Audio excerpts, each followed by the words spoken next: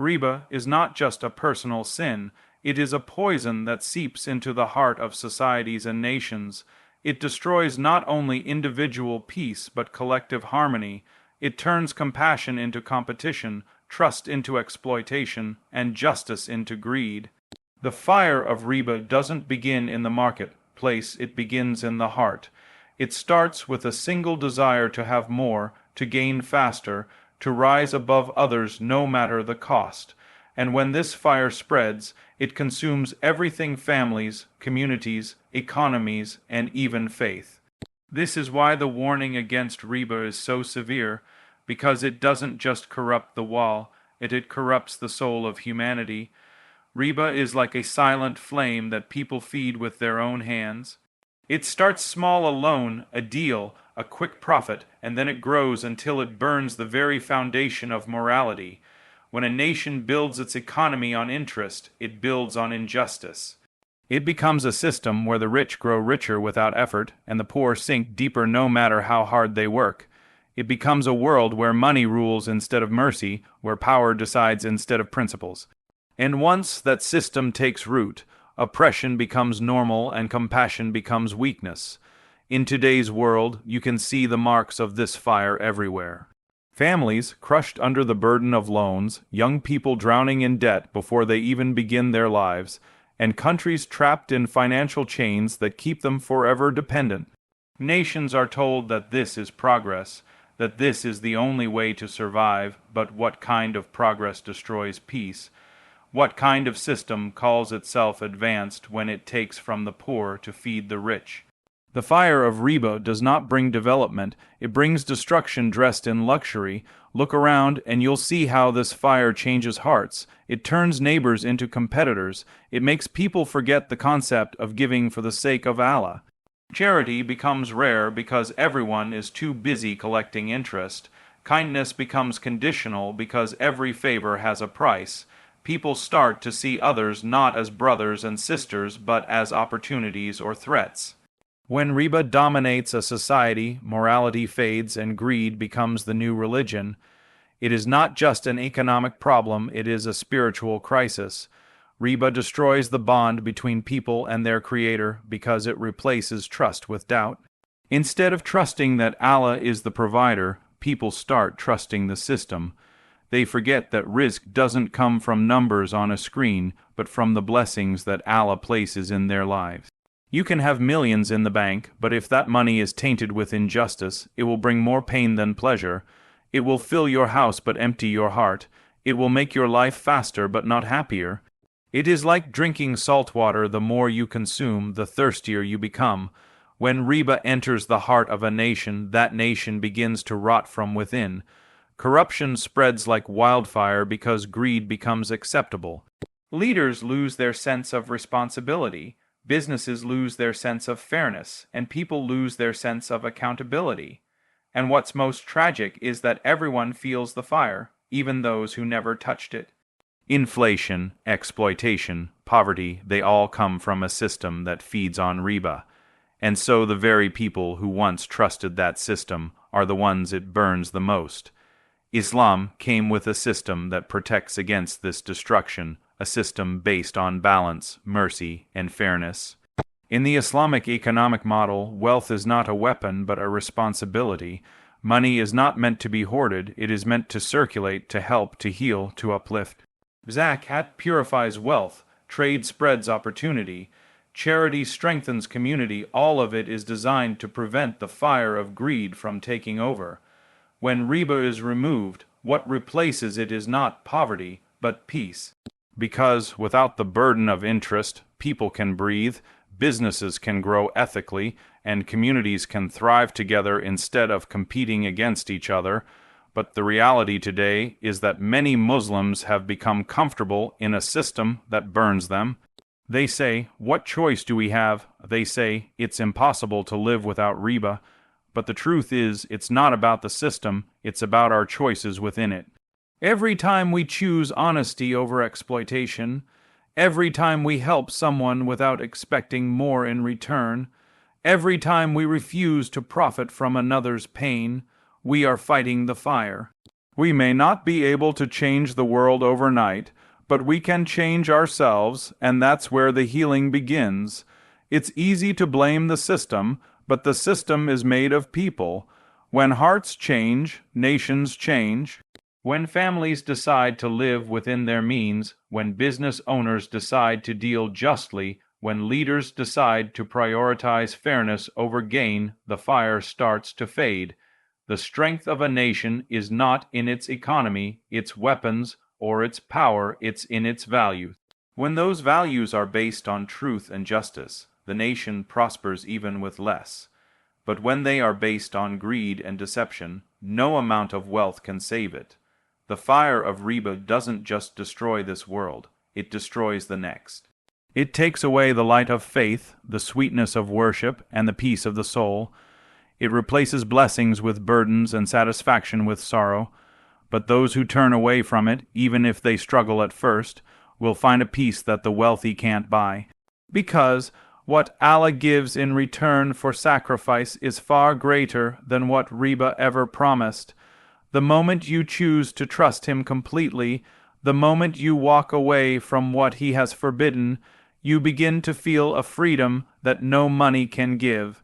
A nation that wants to heal must start with its heart. It must return to fairness, to compassion, to the belief that wealth is a trust, not a trophy.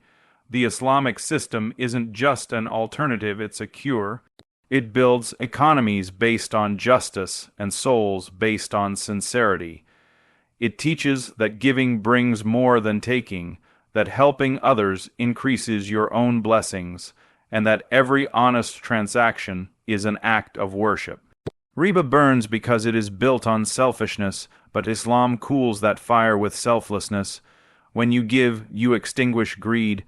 When you deal honestly, you restore justice. When you trust Allah over the system, you bring peace back into your life.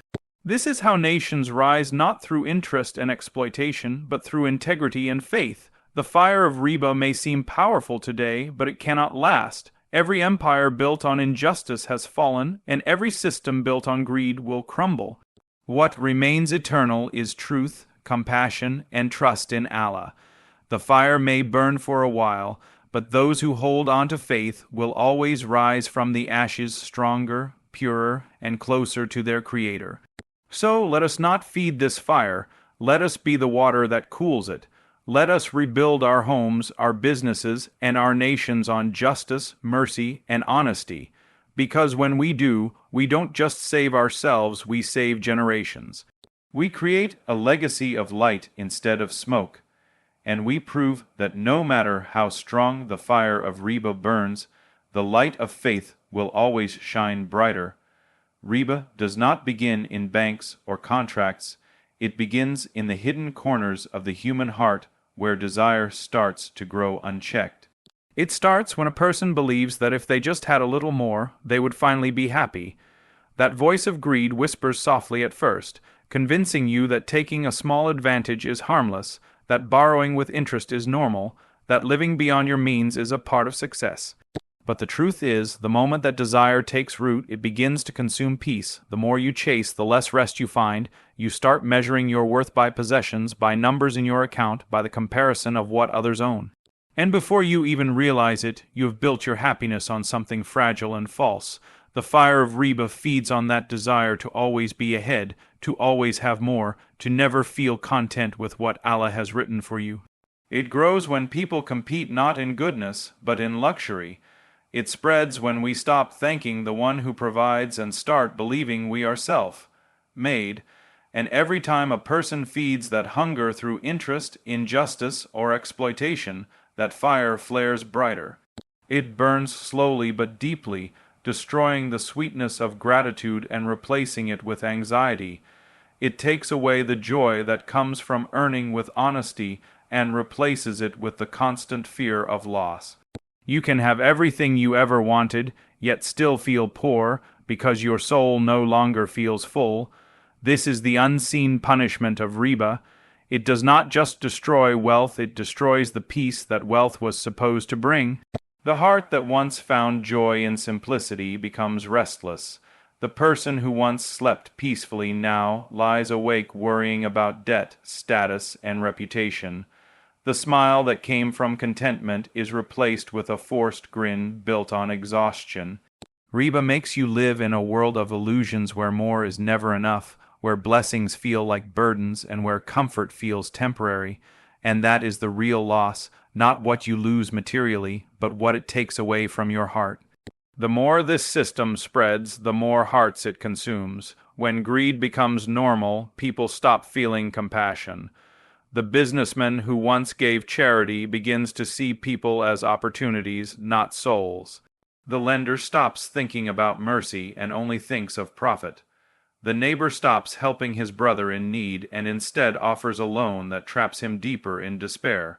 Slowly, the bonds of community weaken and the light of mercy fades.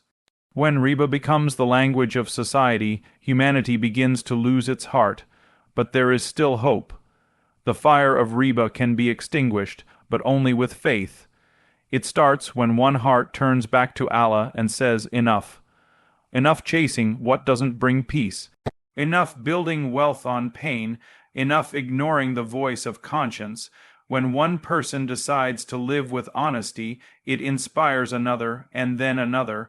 One family chooses contentment over show, and suddenly others find courage to do the same. One business owner decides to prioritize fairness, and his example begins to heal what greed destroyed. True success is not measured by accumulation, but by the purity of your earnings and the peace of your soul. When a person earns from honesty and spends in gratitude, that wealth carries blessing far beyond its number. It brings calmness in the home, light in the heart, and security in the hereafter. That is the wealth that never burns, the Rizq that never fades. And that is the life Allah promises to those who trust Him over the world. When a nation returns to faith and justice, the fire begins to cool, the poor are lifted instead of crushed, the rich learn mercy instead of pride. The middle class feels secure instead of suffocated. Markets become places of trust instead of traps of greed. When riba is removed, the economy does not collapse, it revives, because Allah blesses every effort rooted in honesty and wipes away the illusions built on deceit. Every empire that built its system on riba has burned from within. They rise in wealth but fall in morality. They progress in numbers but lose in humanity. The Quranic principle is clear: what is earned unjustly will never last. History proves it again and again. The fire always consumes its builders, but the communities that choose truth, compassion, and justice over greed are the ones that stand firm through time. So guard your heart before you guard your wallet. Protect your soul before you protect your property. When you refuse riba, you are not just rejecting a transaction, you are rejecting a mindset that destroys nations. You are choosing peace over poison, contentment over competition, and faith over fear. Allah's promise is real. When you give up something for His sake, He replaces it with something far better, maybe not in wealth, but in tranquility, maybe not in possessions, but in purpose. And if you ever feel that you are losing out because you chose honesty, remember the one who fears Allah is never truly poor. The one who avoids sin is never truly deprived. You may live with less, but you will sleep with peace. You may have fewer luxuries, but you will have more barakah, and that is the kind of wealth that no fire can ever burn. The flames of greed can consume nations, but faith can rebuild them. Every change begins with one believer who says, I will not let this fire burn my heart. Be that believer. Let your earnings be clean, your intentions pure, and your trust in Allah unshakable. Because when you live with that faith, you don't just save yourself, you become the reason that others find hope again. And that is how the fire of riba is extinguished, not with anger, not with policy, but with the light of faith in every honest heart. When riba spreads through a society, the destruction it causes is not just personal, it becomes collective. The fire that begins in individual hearts spreads into homes, families, markets, and governments. It no longer burns one person, it burns everyone. The prices rise because greed becomes the driving force behind business. The poor suffer the most, trapped in systems designed to profit from their pain. The middle class begins to crumble under the pressure of loans, and the rich, despite their abundance, lose peace and compassion. The entire balance of society shifts, and no one feels safe anymore. People live with constant anxiety, chasing money that never seems enough, spending beyond their means, and drowning in competition that never ends. The soul of the community, once filled with trust and cooperation, becomes dry and cold. Everyone is busy surviving instead of living. The tragedy of Riba is that it destroys not just wealth, but also the blessings within it. It breaks families, it corrupts leadership, and it poisons intentions. When greed rules, justice disappears. When selfishness becomes the norm, mercy fades away. The businessman forgets that his success depends on the trust of people, and the lender forgets that every loan carries moral responsibility. The worker loses hope in fairness, and the consumer loses faith in honesty. This is how entire nations fall, not by war or famine, but by moral decay disguised as progress. The fire of Riba is silent, yet it devours everything that gives a society its strength: empathy, sincerity, and fairness. But even in that fire there is hope, because Allah never leaves His creation without a way back. The cure is not found in anger or despair, it is found in faith. It begins not with a revolution, but with reflection. It starts when one person decides that they will no longer participate in injustice. One heart that turns away from greed can light a path for thousands. It begins with small decisions: a family choosing honesty over luxury, a worker rejecting corruption even if it means earning less, a businessman deciding that fairness matters more than fast profit, and a leader realizing that mercy is stronger than manipulation. These individual sparks become the light that begins to overpower the darkness of greed. Faith has the power to rebuild what greed has destroyed. When people start believing that what is earned clean is always enough, their hearts begin to soften. When they remember that every act of honesty is an act of worship, the entire economy begins to change. The markets become places of blessing instead of competition. Business deals turn into opportunities for kindness. Partnerships are formed on trust rather than deceit. When faith returns to the hearts of people, Allah cools the fire of corruption and replaces it with peace. Imagine a nation where people help each other rise instead of pushing each other down. Where the wealthy use their blessings to uplift the poor. Where leaders fear God more than they fear loss. Where justice is not a slogan but a standard.